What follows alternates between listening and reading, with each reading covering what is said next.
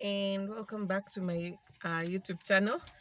So I just wanted to share a little bit of my pregnancy journey and birth journey. I have been meaning to do this video for a while, but I haven't had the time to do it, honestly. So I have decided to do it today. uh so well, yeah, you might or might not know that I got a baby, and she's almost 10 weeks now. She's 2 months, 2 weeks. So, yeah, so I just wanted to share about my pregnancy journey and my delivery and postpartum and how it's been. If you're new here, my name is Jessica Wanjiko. I'm a nutritionist and, of course, a mother. I'm a mother of two, and a wife. I'm married, and I'm the co-founder of Malkia Nutrition. So Malkia Nutrition, we offer nutrition consultancy services. And why this video is relevant is because we consult a lot with new or first time mothers or new moms, as well as people who are looking to get pregnant, people who are trying to get pregnant. So I hope this video becomes or is relevant to someone out there, especially first time mothers. I want to talk and hopefully address first time mothers. So I got pregnant around, I think, March. Of course, not I think. I got pregnant around March of 2022. And as in, I had been using family planning before that time. So once I removed, I have been using what do you call it? A coil, yes. So once I removed it, it took us like maybe 4 months, I think, to get pregnant. Or more, 4 to 6, I think. Yes, so my daughter is over here. I'm just checking to make sure she's okay. Yeah, so around March of last year, interestingly, I didn't know I was pregnant at the beginning. Yes, baby girl, I didn't know. So, but what made me realize it is because my hormones, I think, flared up. I got really bad mood swings and low energy, and a lot of issues, to the point that I had to quit my contract. I at around 6 months. So by the end of April, I quit. It was mostly field work, nutrition consultancy and field work. So at around April, which was 6 months, the contract was supposed to be at least 1 year. So I quit.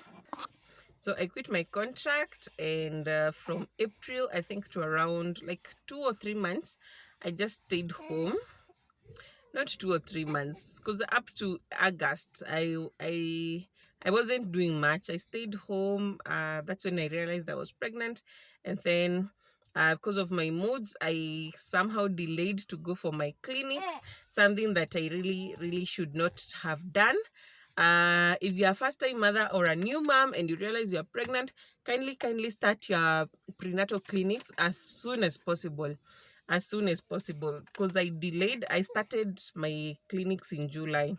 But even if I delayed starting my clinics, what I did is I was taking supplements, because it wasn't my first pregnancy, it was my second pregnancy.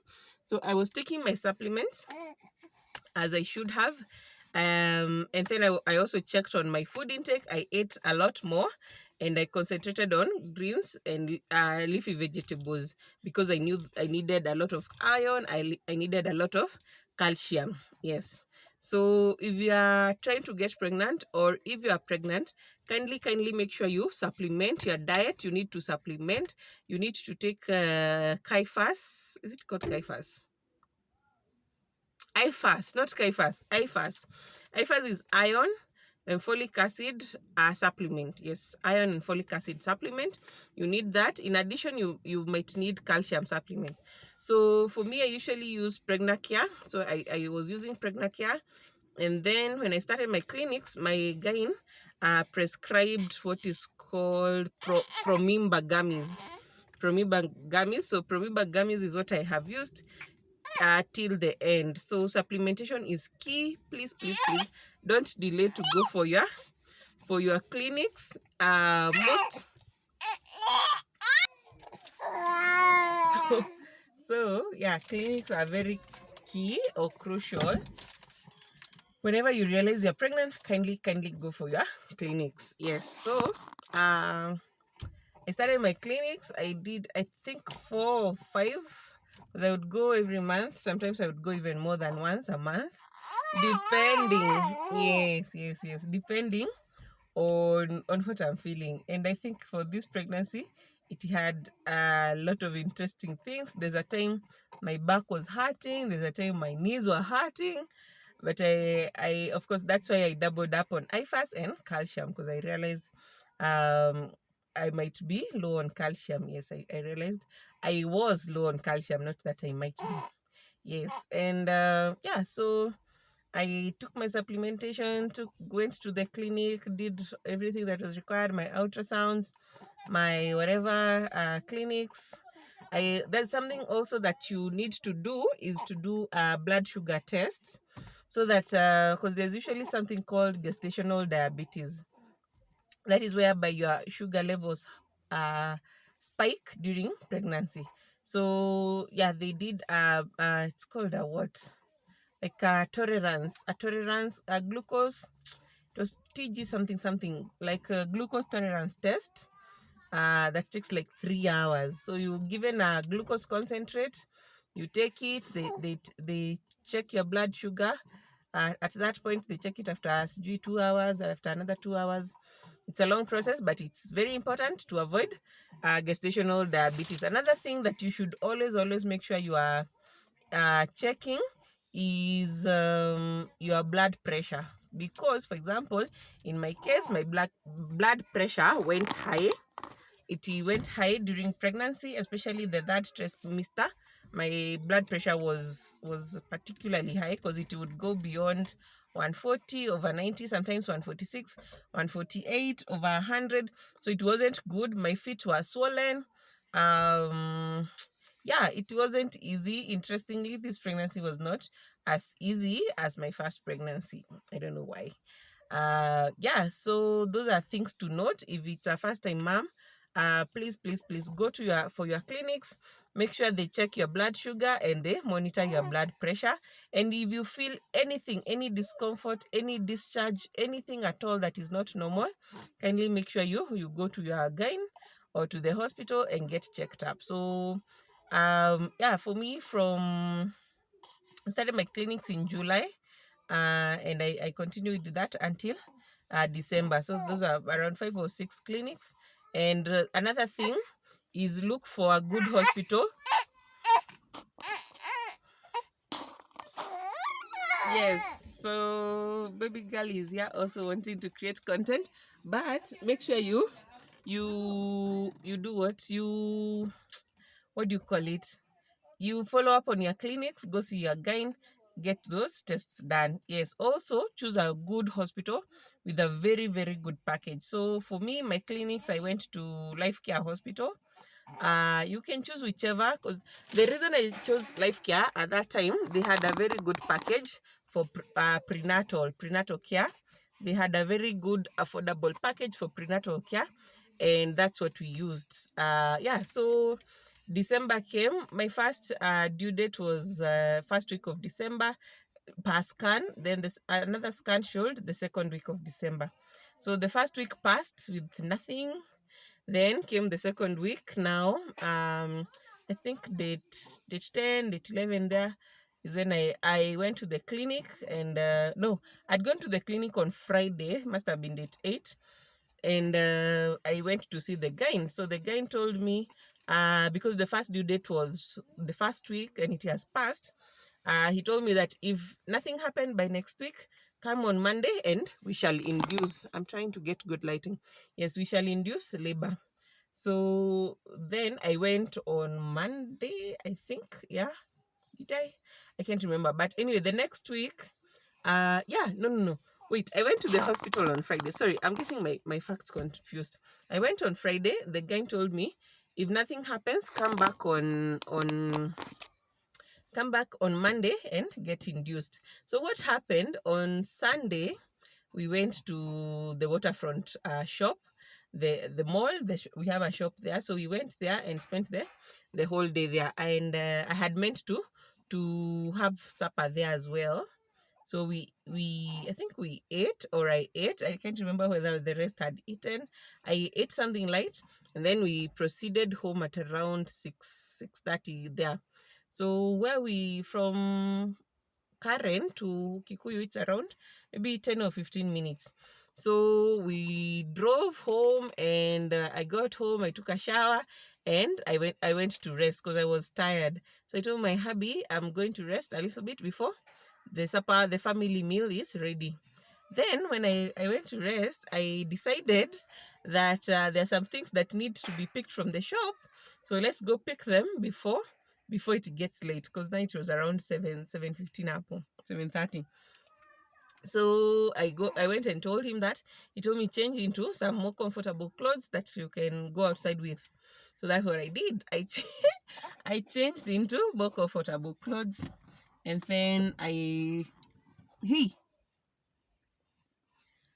I changed into more comfortable clothes, and I went. I was now heading outside. So what happened is, before I even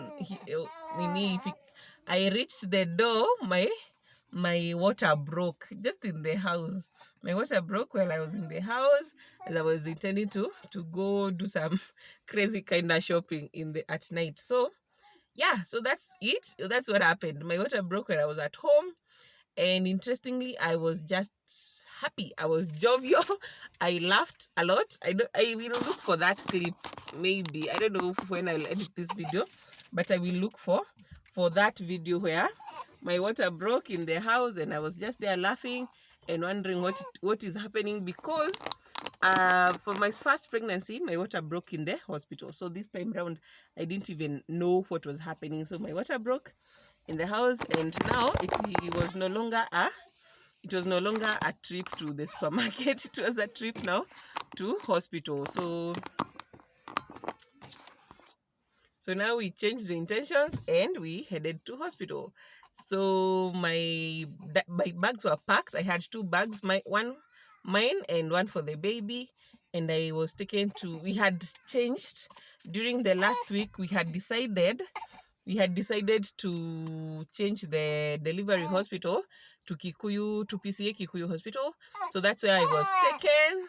Yes, that's where I was taken to Kikuyu, and I was admitted. The admission process was very easy. Reason being, first of all, there weren't very many people in the hospital at that time. So I figured at around maybe 8 there. Yeah, I was admitted. They did some scans to ascertain that the baby is facing the proper direction, facing down, the head down. Yes, they ascertained that the baby was facing head down, so that required a scan, and then and then I was told to just walk around until labor came. So yeah, I was admitted and told to just walk around until labor came. And so so now that so after I was admitted, I had to go for another scan, and I've already said that. So I was left in the ward, and I realized that I was kind of hungry, so I had to send my hubby to get me food from home. That took some time. They came back at around, I think, 11. So I ate and they left. Then at 12, I had another check to check on dilation. And then still, I think I was, I don't know, 6 centimeters or something. They kept checking after every 2 hours. I think I got really tired. But the good thing is I didn't have those those mind blowing pains. Yeah, I didn't have the extreme kind of labor pains. So I stayed. They kept checking on me. We had there were two nurses. There was a lady and a gent, so they would alternate to come and check on me because I was in the side there of the labor ward, not the maternity. So yeah, so I was alone. So they were kind of keeping me company because sometimes I was really tired, so I would sleep on the like I would lean on the bed and sleep and fall asleep. And because they had told me not to lie down, like not to get to climb in bed and lie down, so I had to stand and walk around, and that was tiring. So most times I would lean on the bed and lie down and lie and sleep, and they kept checking on me, waking me up, telling me to walk around and so forth and so on, which I did. So hey, yeah, so they checked up on me until from around I think 3:30. It's when I started feeling like my labor is coming. Oh yeah, and I had been put on normosaline, the injection they do on your arm. I think it was normosaline. I don't know.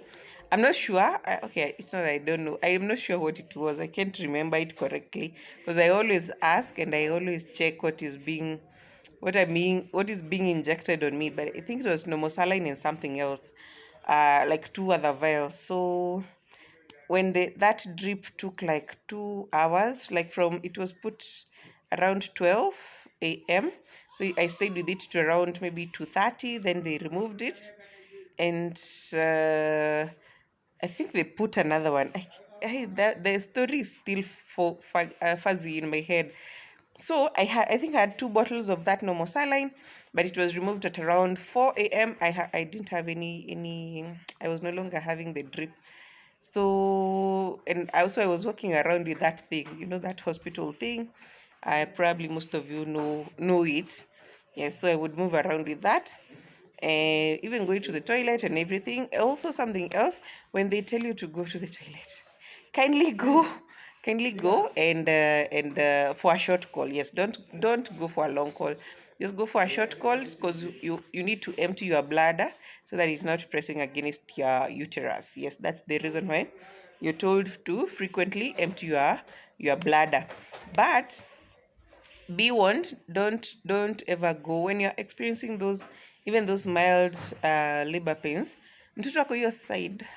Yeah, don't ever go for a long call because you might risk like pushing your baby out at the wrong time. So they would check up on me, make sure I'm not going number 2 or pooping, just going number 1. And around 4 and I started experiencing some kind of labor pains, and now I started checking in with the nurse more frequently.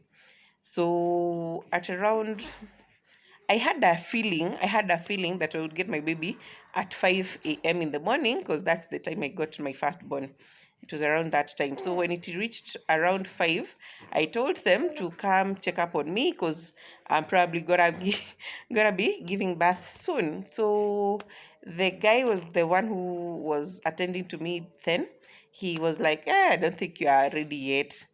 I told him I have a feeling, kindly come and check up. So he sent the lady nurse to come and check up on me, and when she did, they realized I was almost, I think had dilated enough. Then she told me now to move from the labor ward to the delivery area. So when I was it was a very short distance. It was less than 5 footsteps, I can tell you for sure. So when I was walking to the delivery area, I had one major contraction, the major kind, and I felt like my baby was going to drop. So I screamed and called her. I called her, and she came and now helped me to get on the bed. As the guy, Nini, put together whatever was necessary for the delivery. So by the time I'm getting on the bed, my child's head was almost coming out. So now they kind of started being stern, like using stern voices, or like what could you would describe as they were shouting at me. But I realized the shouting was to keep me alert because I was still very dizzy or sleepy, to keep me alert, and also to make sure I don't push before the baby is ready to come out. So once I was ready, I actually just had one another contraction, and my baby came out. And this is what people describe as a Hebrew birth, and I really thank God for that, because I didn't experience the crazy kind of labor.